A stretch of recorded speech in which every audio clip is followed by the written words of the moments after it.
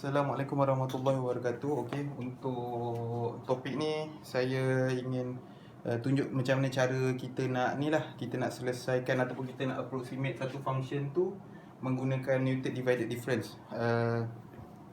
Seperti yang kita tahu, siapa yang ada buku ni boleh rujuk muka surat 87, soalan nombor 7. Dekat situ muka surat 87 tu, soalan nombor 7, dia minta kita untuk anggarkan value y bila x dia negatif 0.2. Dengan kata lain, dia minta kita approximate function tu punya nilai bila x dia diberi negatif 0.2. Ataupun kalau kat sini saya tulis data dia dah bagi, daripada data kita bagi ni, bila dia kat sini kita ada negatif 0.3, negatif 0.1, 0.1, 0.3, tapi dia minta negatif 0.2.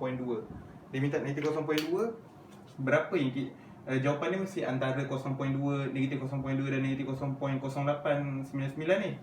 Tapi untuk Newton divided difference ni, cara kita nak interpolate yang tengah ni, kita guna dia punya polinomial dia lah. Tapi buat masa sekarang saya akan tunjuk dulu macam mana teknik ataupun method Newton divided difference ni digunakan untuk kita nak interpolate yang nilai yang negatif 0.2 ni. So cara dia, kita buat satu table yang mana data ni dah diberi. So untuk buat benda, untuk kita nak interpolate ataupun nak approximate negatif 0.2 ni berapa y dia tu, dia akan bagi satu function, dia akan bagi f kurungan negatif 0.2, tapi function apa kita tak tahu. Itu sebab kita guna Newton divided difference. Maknanya kita tak tahu macam f of x ni sama dengan apa, log x ke, x kuasa 2 ke, apa benda kan. Itu function ni kita tak tahu. Bila kita tak tahu, kita diberi data saja, maknanya orang cerap data apa semua, lepas tu dia minta bila x sekian-sekian berapa nilai dia, dan kita guna cara Newton divided difference ni. So cara dia yang pertama, kita tengok kat sini, baris pertama ni term dia kosong, kita start daripada kosong 0, 1, 2, 3. So ini adalah kosong, ini 1, 2, 3. Dan kita nak buat table ni pula xi, lepas tu yi untuk yang asal punya ni, yang kita dapat daripada soalan, yi yang asal ni kita letak kosong dekat atas dia. Lepas tu untuk yang seterusnya kita letak 1 dekat atas dia, dan seterusnya kita akan letak 2, 3, 4 bergantung kepada berapa yang tinggal. So dekat sini cara dia, kita nak tolak ni tolak ni bahagi dengan ni tolak ni. Ataupun kalau ingat lagi cara kita nak kira gradient, m sama dengan y2 tolak y1 bahagi x2 tolak x1, ataupun kita boleh tulis delta y bahagi delta x.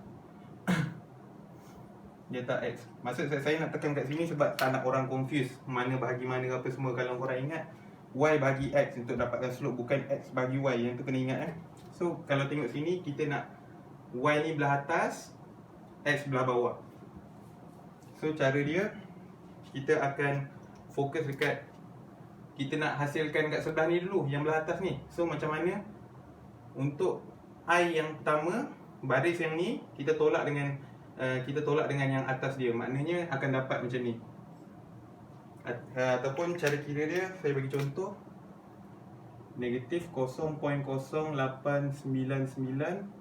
tolak dengan negatif 0.2043 bahagi negatif 0.1 tolak negatif 0.3. So korang kira ni akan dapat 0.572. 0.572.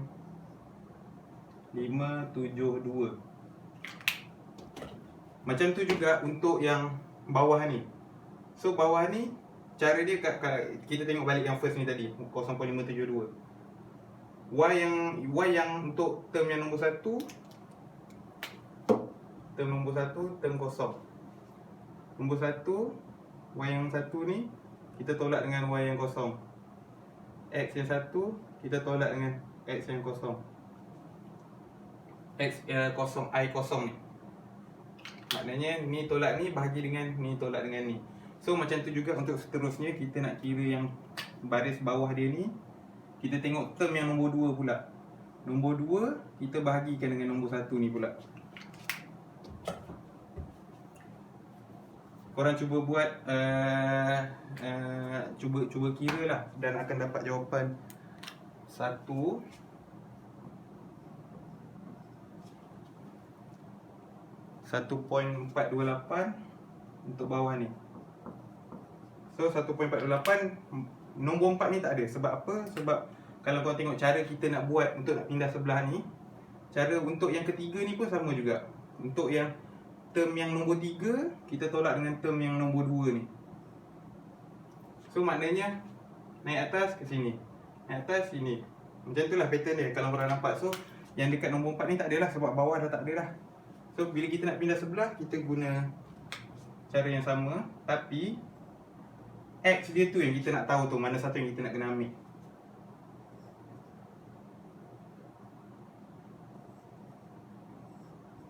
Okey, kalau korang tengok sini, kita nak isi untuk yang atas ni dulu. Sama macam yang tadi, tapi mana tolak mana kita tengok anak panah dia. So contoh dia macam yang ni, kita nak isi yang ni dulu 1 tolak 0.572 bahagi dengan, okey, kita nak tahu X ni pula. Senang je, korang tengok je anak panah ni. Maknanya kita akan tolak yang paling bawah dulu. Kita akan ambil yang paling bawah, kita akan tolak dengan atas dia ni. So maknanya kita tengok dulu anak panah yang pergi ke sini ni. Okey, anak panah ni ada 2 anak panah ni. Kita follow sini. Lepas tu dekat sini ni kita ambil yang ke bawah. Maknanya ke bawah dia pergi sini. Korang nampak sini 0.1. Okey, faham? Tengok anak panah dia ni. Untuk pergi ke sini, anak panah yang paling bawah ni, antara 2 anak panah ni, yang 2 anak panah ni untuk yang bawah dia. Untuk yang atas ni ada 2 anak panah ni, kita tengok yang bawah dia, dia akan pergi ke nombor 1. Lepas tu nombor 1 ni pula ada 2 anak panah lagi, kita tengok anak panah yang ke bawah ni, dia akan pergi ke 0.110 ni. So kita tengok sebelah dia, X dia adalah 0.1, kita masuk sini. Lepas tu kita nak tolak, kita tengok anak panah atas pula. Sebab tu kita nak nombor yang bawah ni tolak dengan nombor yang atas. So kita tengok yang anak panah atas ni pula, dia pergi 0.572, pergi ke sini, pergi ke negatif 0.3. So korang akan dapat 1.07.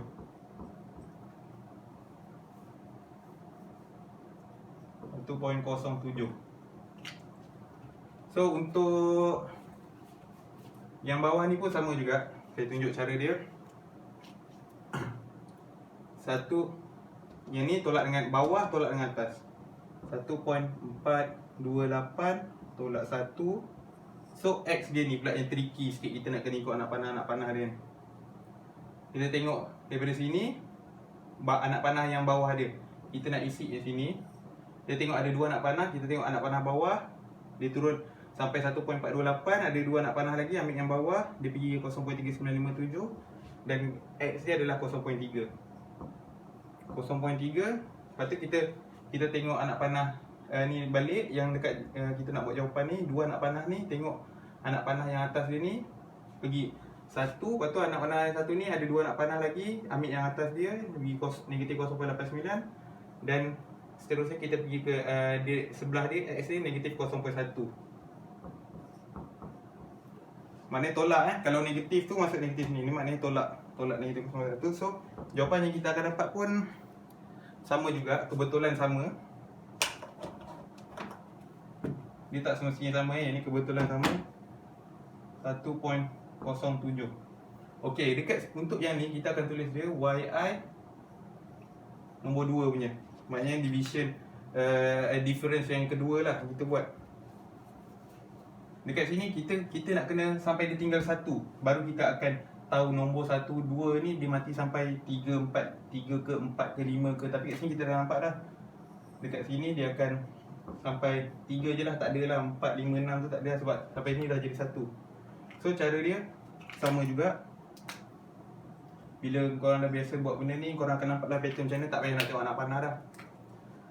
1 point, untuk nak kira yang ni sama juga, 1.07 tolak 1.07 bahagi dengan, tengok anak panah yang bawah ni, dia turun lagi, 0.3. Follow macam yang sebelum ni tadi lah, sama je. Ni dia ambil anak panah yang atas je. Tengok atas, negatif 0.3. So korang akan dapat 0 campur 0.6. Kosong lah. So korang akan dapat sini kosong. Okey, cara seterusnya kita nak masukkan nilai-nilai ni dalam Newton divided difference punya polinomial. Polinomial ni yang itulah yang kita sebut sebagai macam x kuasa 3 campur x kuasa 2 campur x kuasa 1, tapi sebutan yang depan tu macam 2x kuasa 3 campur 5x apa semua tu, 2, 5 semua tu kita tak tahu, kita akan tulis dalam bentuk itulah y0, yx semua ni. Lepas tu kita akan masukkan dalam dia punya persamaan tu, kita boleh proses.